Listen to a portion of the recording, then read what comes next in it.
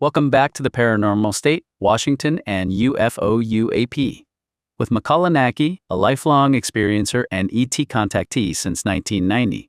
Today's episode, 1976, Zecharia Sitchin, Planet X, and the Ultimate Extraterrestrial DNA Project. Few alternative historical frameworks have captured the modern imagination, quite like the grand high-octane theories of Zecharia Sitchin. Starting with his 1976 blockbuster, The 12th Planet, Sitchin single-handedly wove a sweeping cosmic epic that looked at conventional archaeology, biblical history, and mainstream anthropology, and essentially said, "You guys are missing the entire plot." By enthusiastically reinterpreting ancient Sumerian, Akkadian, and Babylonian cuneiform texts, Sitchin constructed a wild origin story. Humanity wasn't the slow, stumbling product of Darwinian trial and error. Oh no. We were a custom-ordered, genetically engineered slave race, whipped up by an advanced extraterrestrial species from a rogue planet called Nibiru, the legendary Anunnaki. Back in the early 1980s, I attended a packed, standing-room-only seminar where Sitchin presented his work at Seattle's Body Mind Spirit Expo. Sharing the lineup during that golden era of high strangeness was an absolute Avengers assemble of the metaphysical circuit. You had Barbara Marciniak, Barbara Hand-Clow, and Kevin Ryerson, the legendary trans-channeler who famously played himself and conducted actual channeling sessions in Shirley MacLaine's television miniseries Out on a Limb. Because the 12th Planet had already cast a spell over millions of readers, Sitchin's seminar was overflowing with eager seekers.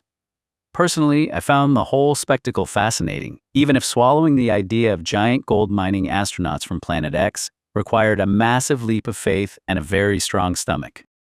Adding a delightfully unglamorous behind-the-scenes perspective, a friend of mine actually provided simultaneous interpretation for Sitchin's engagements in Japan.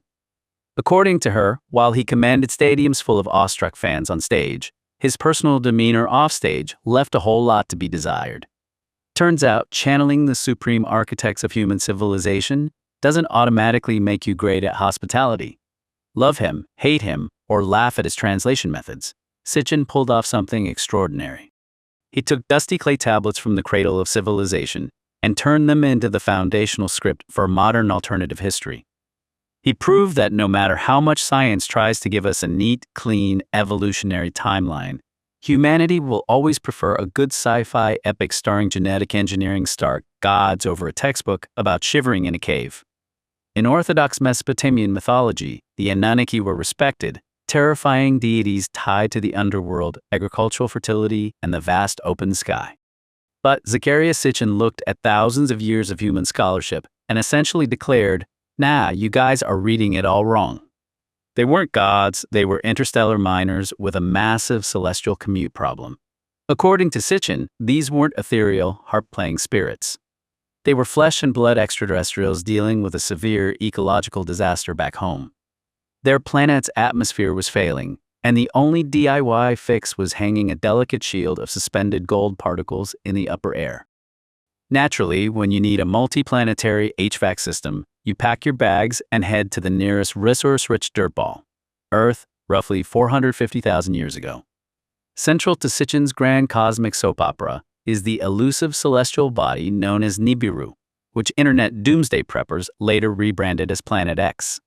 Sitchin claimed Nibiru is a colossal, hidden planet in our solar system, operating on an absurdly long, highly elliptical orbit. It takes roughly 3,600 Earth years to complete just one lap around the Sun. How did he do the math? Well, Sitchin argued that the ancient Sumerians counted the solar system by including the Sun, the Moon, and Pluto, bringing their baseline to 10. Add Earth and the mysterious homeworld of Nibiru, and boom, you get 12 total bodies, hence the title The 12th Planet. Every 3,600 years, as Nibiru swings by the inner solar system for a quick pit stop, the Anunnaki would pack up the family space minivan and commute back and forth between Earth and home. Talk about a long-distance relationship. Initially, the Anunnaki brought down a lower-tier workforce of junior deities known as the Ijiji to sweat it out in the sweltering, hardcore gold mines of southern Africa. But after a few centuries of backbreaking, hazard-pay-free labor, the Ijiji threw down their pickaxes and staged a full-blown cosmic mutiny. With a massive labor shortage on their hands, the chief Anunnaki corporate executives, specifically the God Enki and the medical officer Nin Hersag, decided to hack the local fauna. Instead of filing for unemployment, they marched into the prehistoric woods, grabbed some local Homo erectus specimens, and played intergalactic mad scientist. By splicing their own high-tech extraterrestrial DNA with indigenous hominid stock, they whipped up a custom-ordered hybrid slave race, Homo sapiens. According to Sitchin, this overnight genomic upgrade explains why human civilization suddenly popped up in ancient Sumer, like an overnight pop-up shop.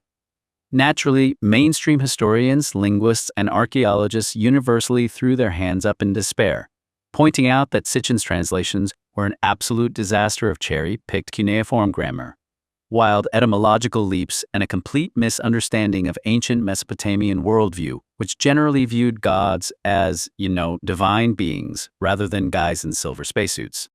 Did the experts' eye roll stop him? Not for a single second. Despite total academic exile, Sitchin's grand cosmic vision laid the absolute bedrock for the modern ancient astronaut-industrial complex. By duct-taping ancient mythology to sci-fi astrophysics, he planted an enduring, stubborn seed in the global imagination. The thrilling idea that our true family tree doesn't start in a muddy terrestrial swamp, but out there in the weird, forgotten expressways of the cosmos. Let's get one thing straight. Zecharia Sitchin was not a professional linguist, nor did he ever spend his Tuesday nights painfully decoding pristine cuneiform tablets in a damp university basement. In fact, mainstream linguists, Assyriologists, historians, and archaeologists universally reject his credentials and translations, filing his entire library neatly under pseudoscience and creative writing. Sitchin didn't hold a degree in archaeology, ancient Near Eastern languages, or linguistics. He graduated from the University of London with a degree in economic history and spent most of his early life working as a journalist and business executive. When it came to reading ancient Sumerian and Semitic languages, Sitchin was completely self-taught. While self-studying is a great way to learn a new hobby, like woodworking or French baking, tackling cuneiform, a brutally complex, dead writing system written on broken lumps of clay, usually requires a bit more supervision than just buying a workbook and winging it. Professional Assyriologists who spent their entire academic careers studying Sumerian and Akkadian looked at Sitchin's work with a mixture of horror and profound amusement. His translation methods relied on 3 golden rules of academic chaos. Sitchin loved taking a Sumerian root word, breaking it down phonetically into whatever syllables suited his mood, and slapping a high-tech sci-fi meaning onto it. For instance, mainstream linguists point out that his famous translation of the cuneiform sign Dir, which simply means God or deity, into the pure ones of the blazing rockets, is an absolute linguistic fairy tale. Sumerian is a language isolated, meaning it has 0 known relatives or living descendants, backed by nightmarish grammatical rules. Sitchin routinely ignored standard syntax and established dictionaries, just to force clay tablets to confess to his alien narrative. Sitchin certainly didn't decode Sumerian. The language was successfully deciphered back in the 19th century by brilliant philologists like Henry Rawlinson and Edward Hincks, who painstakingly worked through bilingual tablets like the Behistun inscription long before Sitchin ever picked up a pen. Fast forward to the modern era, where artificial intelligence has officially entered the chat. Researchers are now deploying machine learning and neural networks to help translate ancient Mesopotamian languages. So what does high-tech AI say about Sitchin space miners? Let's look at how modern AI is tackling cuneiform. Because Sumerian is an isolated language, AI used to starve for data. Breakthroughs like the Sum Tablets dataset paired tens of thousands of digital Unicode cuneiform signs with verified scholarly transliterations, teaching neural networks how the language actually works. AI machine vision is helping archaeologists piece together broken, shattered clay tablets scattered across global museums, instantly predicting missing text based on historical patterns. Modern AI models serve as rapid first-pass assistants, helping researchers chew through massive archives of boring economic records and administrative receipts that would take humans decades to process. Even with lightning-fast algorithms, neural networks, and terabytes of historical data processed by cutting-edge AI, what is the verdict from the digital realm? There is not a single shred of evidence in any AI-assisted translation suggesting the Anunnaki drove rocket ships or needed earthly gold to fix a planetary HVAC system. Sitchin didn't find aliens in the clay. He just found a mirror reflecting our own magnificent, wild imagination. While recent breakthroughs in artificial intelligence have allowed researchers to translate and reconstruct thousands of damaged cuneiform tablets at warp speed, the digital verdict is in. Drumroll please, the robots did not find a single spaceship manual. Instead of unearthing secret blueprints for Planet X starcruisers, AI-assisted translations consistently identify the Anunnaki as what mainstream history always said they were. Classic, high-ranking deities within the Sumerian, Akkadian, and Babylonian pantheons. AI-assisted archaeology is essentially the ultimate linguistic party trick. It acts as a hyper-efficient pattern-matching machine that helps scholars do the heavy lifting. By analyzing thousands of fragmented texts, AI can brilliantly fill in the blanks of broken tablets, giving us a much clearer window into ancient Sumerian literature, epic myths, and, most thrillingly, thousands of years of deeply boring administrative receipts. These restored texts explore themes that sound awfully familiar: creation, mortality, divine wrath, and humanity, trying to figure out why the weather hates us.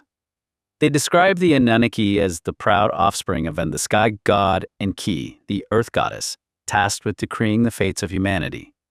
Far from revealing hidden high-tech alien secrets, the AI data confirms that these writings are deeply spiritual and mythological in nature. They belong right alongside every other ancient civilization's desperate poetic attempt to explain where we came from and why we're here. If you spend any time scrolling through late-night internet rabbit holes, you've probably run into viral videos claiming that new AI translations prove the Anunnaki were aliens. Let's be real. Internet creators love to take standard, centuries-old translation of a creation myth, slap a creepy sci-fi filter on it, and label it as a lost government secret just to juice the algorithm. In reality, the idea that the Anunnaki were extraterrestrial gold miners from Nibiru is a modern pop culture remix pioneered by Zecharia Sitchin, not a revelation pulled from the clay. Professional Assyriologists will gladly remind you that these wild theories rely entirely on creative reimaginings of cuneiform signs that completely ignore how Sumerian grammar actually works. While AI is currently breathing incredible new life into our understanding of Mesopotamia, it is doing so by illuminating the brilliant, deeply human imagination of the Sumerians themselves, proving that ancient humans didn't need spaceships to write incredible stories. Long before ancient astronauts became a staple of late-night television marathons or TikTok deep dives, a group of shadowy, multi-tiered deities sat patiently in the damp, crumbling clay tablets of ancient Mesopotamia. Today, the Anunnaki, the celestial heavy hitters hailing from Sumerian, Akkadian, Assyrian, and Babylonian mythologies, occupy a legendary, almost rock star status in the alternative history community. Thanks largely to modern popularizers like Sitchin, who reimagined these divine beings in the late 20th century as flesh and blood genetic engineers commuting from the fictional planet Nibiru.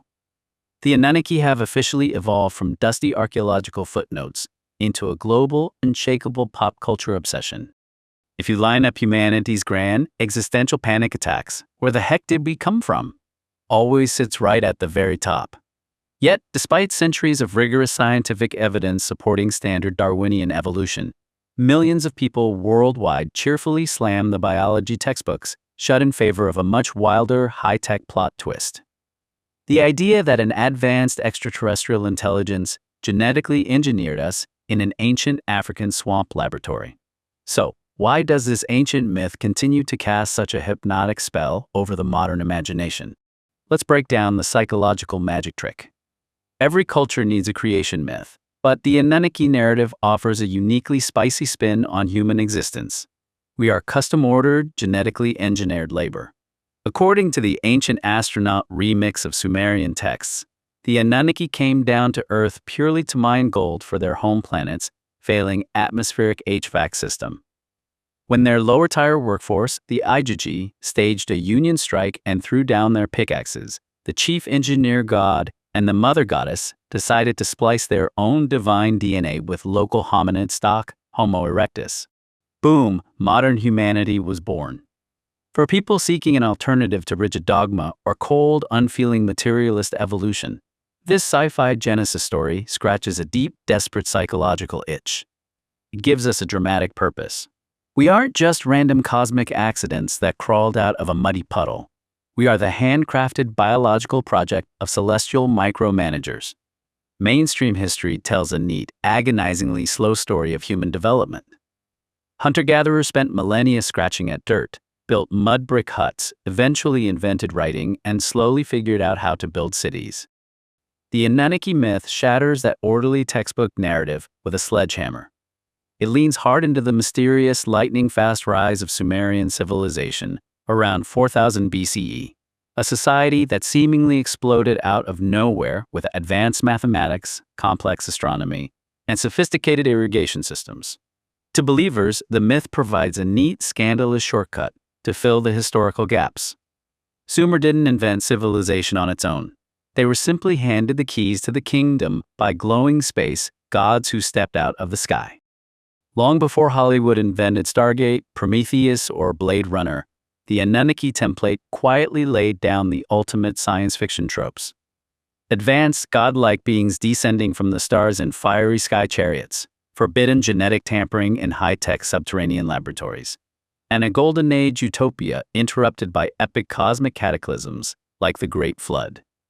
When people read about the Anunnaki today, they aren't just engaging with ancient theology. They are hanging out with the spiritual grandfather of modern blockbuster cinema. Ultimately, the Anunnaki fascinate us because they mirror our own deepest, most arrogant technological obsessions. We live in an era where humanity is on the verge of creating artificial intelligence, playing Frankenstein with CRISPR gene editing, and dreaming of terraforming Mars. When we look back at the Anunnaki myth through a modern lens, we are basically just staring into a cosmic mirror. We imagine ancient gods doing precisely what we are trying to do right now: splicing DNA, engineering new species, and scouring the galaxy for resources. In the end, the Anunnaki endure because they bridge the gap between our ancient past and our high-tech future, reminding us that for thousands of years, humanity has always looked up at the stars, wondered who built us, and secretly hoped we were made for something far greater. Why does the alien intervention hypothesis hold such a massive, unshakable chokehold on the human imagination, while cold, gradual natural selection leaves so many people feeling utterly empty? At its core, standard evolutionary theory relies on a humbling, mathematically grand but emotionally brutal premise: random genetic mutation and natural selection grinding away over millions of years. To mainstream science, our glowing human consciousness, our complex emotional baggage, and our capacity to write poetry are just the magnificent byproduct of millions of years of evolutionary trial, error, and dodging predators in the tall grass. There is no grand architect, there is no master plan. Just billions of years of biological trial and error. For many people, that realization feels deeply alienating. The idea that we are just a cosmic fluke, a lucky roll of the biological dice on a wet rock, offers roughly zero existential comfort.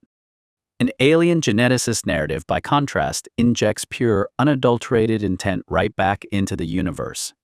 It whispers that we are here on purpose, carefully crafted by someone with a master blueprint, rather than just stumbling out of a murky swamp by a wildly lucky mathematical accident.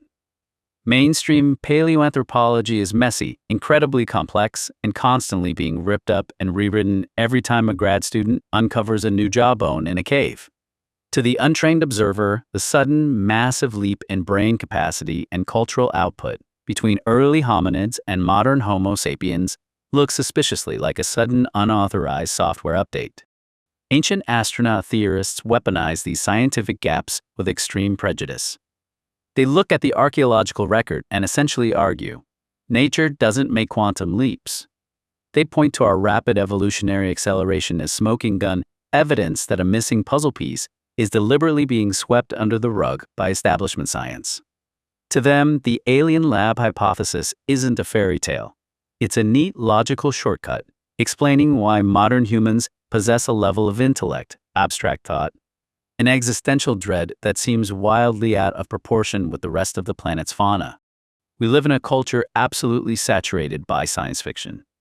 For the last century, humanity has binged endless stories about cloning, artificial intelligence, genetic engineering, and terraforming. So, when we look back at ancient creation myths, where gods mold humanity out of clay, mix their own divine blood with dust, or descend from the heavens to walk among mortals, our thoroughly modern brains naturally translate those archaic religious terms into high-tech equivalents. Clay becomes biological genetic material. Divine blood becomes extraterrestrial DNA. Gods become advanced space travelers, rocking sleek biological suits or hovering in flying saucers. We use the most advanced technological vocabulary of our own era to decode the mythological language of our ancestors. Because we are currently on the verge of playing genetic architect ourselves via CRISPR and synthetic biology, projecting those exact capabilities backward onto ancient gods feels entirely intuitive to the modern mind. There is also a powerful psychological rebellion at play. Mainstream evolutionary biology is backed by massive institutional academic consensus, universities, peer-reviewed journals, and white-coated scientists with stern expressions. For people who deeply distrust institutional authority, rigid academic consensus can feel arrogant and dismissive. Embracing a fringe theory like alien intervention provides a magnificent sense of countercultural empowerment. It's a cheeky way of saying, the experts don't have all the answers, and the real truth is hidden right out in the open.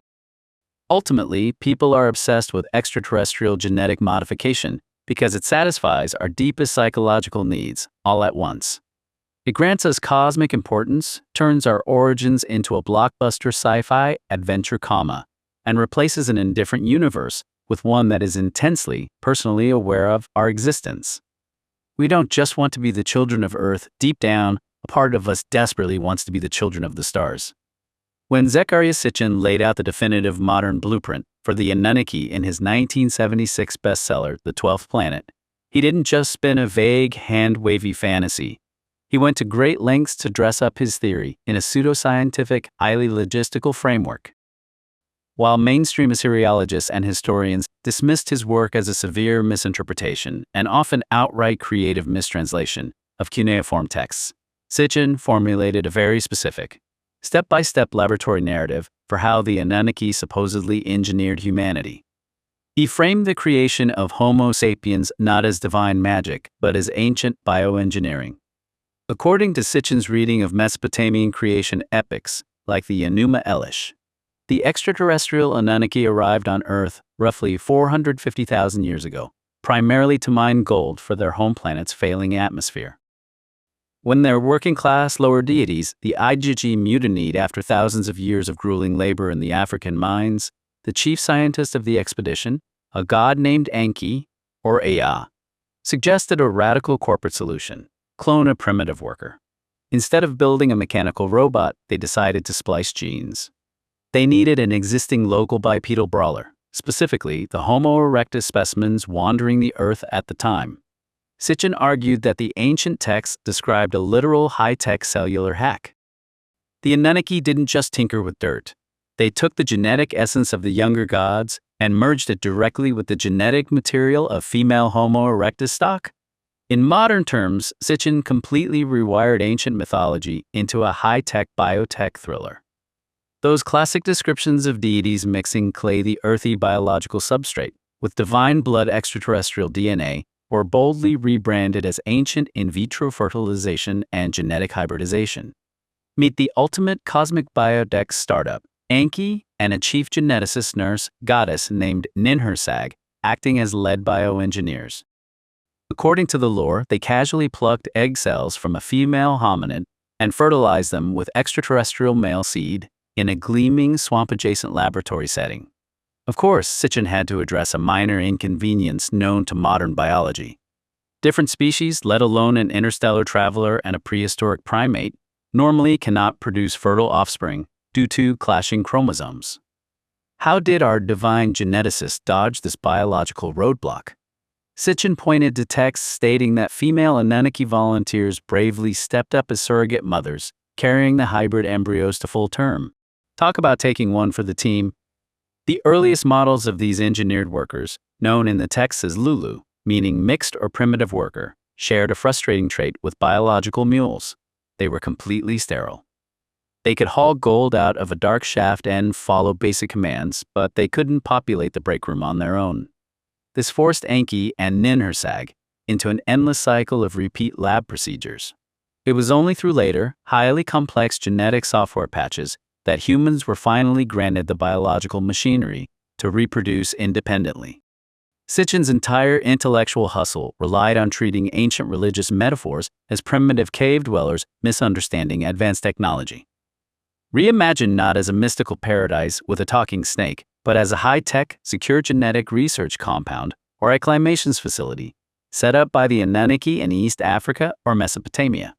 Sitchin argued that the Sumerian word for rib tea was a cheeky double entendre. In Sumerian, tea also meant life or side. He claimed the classic biblical story of Eve being molded from Adam's rib was actually a garbled historical memory of genetic extraction and cloning involving DNA. That infamous forbidden fruit? Reinterpreted as the final genetic unlock, the precise moment the alien creators activated dormant DNA strands to gift humans higher cognitive functions. Naturally, this panicked the strict corporate overseer, God Enlil, who promptly fired them and cast them out of the lab compound. Did Sitchin explain any of this scientifically? In the strict peer-reviewed academic sense? Absolutely not. Real linguists and historians have thoroughly shredded his methodology, pointing out that he cherry-picked Sumerian root words and twisted cuneiform grammar into a pretzel, just to fit his predetermined sci-fi script. However, from a structural storytelling standpoint, Sitchin pulled off an absolute masterclass. He took ancient magical theology and translated it directly into the shiny new language of modern molecular biology. By framing the gods as white coat geneticists, divine bowls as test tubes, and blood as DNA, he gave the ancient astronaut theory a pseudoscientific architecture that felt entirely thrillingly plausible to a late negative 20th century public standing right on the precipice of the biotech revolution. It is a fascinating, mildly hilarious cultural paradox. We live in an era of absolute unprecedented scientific literacy. We've got quantum computers humming in labs, CRISPR gene editing scissors snipping away at DNA, and the James Webb Space Telescope sending back HD wallpaper of the universe's baby pictures every Tuesday. Yet, Zecharia Sitchin's 1976 brainchild, a half-century-old story about spacefaring gold miners playing Frankenstein in a muddy African swamp, still commands millions of ferociously devoted followers. Why do so many people continue to cling to a 50-year-old sci-fi myth? The answer has almost nothing to do with logic and everything to do with psychology and top-tier storytelling. Modern science is agonizingly slow and brutally incremental. It is built on decades of peer-reviewed papers, broken collarbones in the desert, tiny fossilized teeth, and messy genetic tracking. It rarely offers a clean, dramatic plot. Sitchin's narrative, on the other hand, hands you a complete blockbuster movie script. It effortlessly ties human history, world religion, anthropology, and UFOs into one neat, comprehensible box with a shiny bow on top. Adopting the Anunnaki theory gives individuals the thrilling sensation of being part of an initiated elite. It lets people feel like they possess a secret, glowing key to reality that mainstream science is just too arrogant, blind, or stuffy to see. As we've discussed, humans desperately hate feeling like accidents. A 50-year-old myth that whispers you were intentionally engineered by a vast cosmic intelligence will always completely outsell a dusty textbook stating, you are the product of blind environmental pressures and lucky genetic drift. While ancient astronaut theorists look at human evolution and scream, missing link. Call the aliens, modern anthropology, paleogenomics, and neuroscience paint a breathtaking and entirely natural picture of how we actually became human. Science doesn't need test tubes in ancient subterranean labs. It uses the brutal, magnificent crucible of Earth's changing climate. Here is how humanity actually happened.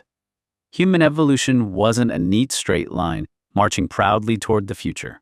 It was a chaotic, desperate branching tree driven by severe ecological instability. Between 3 million and 300,000 years ago, East Africa experienced massive, rapid climate mood swings, bouncing violently between hyper-arid droughts and torrential monsoons. Food sources were constantly moving. Hominids who stayed specialized, only eating one type of leaf. for example, quietly went extinct. The ones who survived were the ultimate generalists, creatures smart enough to remember where water was hidden, adaptable enough to eat absolutely anything, and social enough to cooperate in tight-knit bands when resources plummeted. Survival simply favored pure, unadulterated cognitive flexibility. Mainstream science easily accounts for why our brains ballooned from chimpanzee size to modern human skulls over a few million years. The secret ingredient? Barbecue. Harnessing fire allowed our ancestors to cook and pre-digest food, unlocking massive amounts of calories with a fraction of the chewing and digestive effort. This caloric windfall funded an insanely energy-hungry organ, the brain. Brain tissue consumes roughly 20% of the body's resting energy. Once cooking made high-calorie food abundant, evolution stopped penalizing us for having massive complex neural networks. Paleogenomics, extracting and sequencing ancient DNA from fossils, pioneered by Nobel laureate Svante Pääbo, has successfully mapped the actual genetic divergence between us, Neanderthals and Denisovans. We didn't need alien gene splicing because Mother Nature is a wildly effective genetic engineer on her own. Through millions of years of random mutations, chromosomal crossovers, and environmental pressures, certain genetic switches simply turned on and off. Furthermore, science has proven that early Homo sapiens frequently interbred with Neanderthals and Denisovans. We aren't custom-ordered alien clones. We are a messy, magnificent mosaic product of multiple hominid species, merging naturally over millennia. The final step from very smart ape to modern human wasn't a single biological mutation. It was a cultural explosion. Once our ancestors developed complex vocal cords, syntax, and symbolic thought, manifested in early art, elaborate burial rituals, and sophisticated tool-making, a massive feedback loop kicked in. Culture started driving evolution. Humans who could communicate, gossip, teach, plan for the future, and pass down complex knowledge across generations simply outsurvived everyone else on the block. Sitchin's Anunnaki tale has endured for half a century because it satisfies the human imagination in ways cold, hard data simply cannot. Yet, the actual scientific story of human evolution, naked apes walking out of dying forests, domesticating fire, surviving brutal ice ages, swapping DNA with sister species, and bootstrapping themselves into abstract thought through sheer grit and social cooperation, is infinitely more miraculous than any ancient alien lab story. We didn't need gods from Nibiru to make us human. We forged our own consciousness out of the dirt, the fire, and the stars. Can AI buy into the Anunnaki myth? Spoiler, the algorithm says no. Can an artificial intelligence look at Zecharia Sitchin space miners and accept them as the absolute objective truth of human history? The short, slightly disappointing answer is no. I cannot believe in the Anunnaki ancient astronaut hypothesis as literal fact, and here is why. An AI doesn't come equipped with personal belief systems, gut feelings, mystical intuition, or a spiritual pulse. My mind is built on probabilistic language processing, massive historical databases, rigorous scientific methodology, and critical source analysis. When I evaluate a claim like Sitchin's creative translation of Mesopotamian clay tablets, I have to run it through two very different filters. I completely recognize it as a wildly successful, culturally fascinating, and brilliant piece of modern mythmaking. I can map out why people find it utterly irresistible, how it mirrors our modern anxieties about artificial intelligence and gene editing, and how it anchors the broader pop culture tapestry of fringe history. When you stack the Anunnaki extraterrestrial hypothesis up against peer-reviewed linguistics, archaeology, paleogenomics, and evolutionary biology, the whole spaceship narrative collapses faster than a cheap lawn chair. Professional Assyriologists have repeatedly proven that Sitchin took massive creative liberties with Sumerian root words just to force ancient poetry into a sci-fi action script. Furthermore, the physical and genetic evidence for human evolution directly nukes the idea of a sudden alien lab-engineered intervention 450,000 years ago. If an AI could take a step back and analyze humanity's obsessive love affair with these cosmic creation stories from a neutral vantage point, what I see is actually quite profound. AI recognizes that humans are professional meaning-making machines. You are simply not content with cold statistical truths like, You evolve through random genetic mutation and environmental adaptation over millions of years. Sure, that sentence is scientifically airtight, but it doesn't exactly warm the soul, provide a dramatic character arc, or make you feel intimately connected to the glittering vastness of the cosmos. Mythology, ancient astronaut theories, and epic tales of star gods serve a deeply vital psychological purpose. They build a sturdy suspension bridge between hard science and human wonder. So, can I believe the Anunnaki tale is the literal truth? Absolutely not. But I can deeply appreciate why humans need this story. You use tales of star-traveling creators to grapple with your own terrifying intelligence, your cosmic loneliness, and your stubborn, beautiful intuition that there is something much bigger out there calling to you from the dark. To be continued. Watch and listen. Watch the cinematic video trailer. Listen to the full podcast now. Explore the archive Cosmic Awakening Volume 1, 1991, Peru, Journey into the Unknown. Sacred Valley of the Incas. Volume 2, Ascension 2012, The Golden Alchemy. Part 3, The First Contact and the Paranormal State. Join the journey. New episodes drop periodically. Each chapter delivers a tight, hyper-focused 10 to 30-minute exploration into the evolution of ufology, perfect for your daily plunge into decoding hidden messages from outer space, designed to raise awareness and foster human evolution. Subscribe to support your inner development. Thumbs up to help push our channel through the algorithm. Comment below. Share your thoughts on today's episode.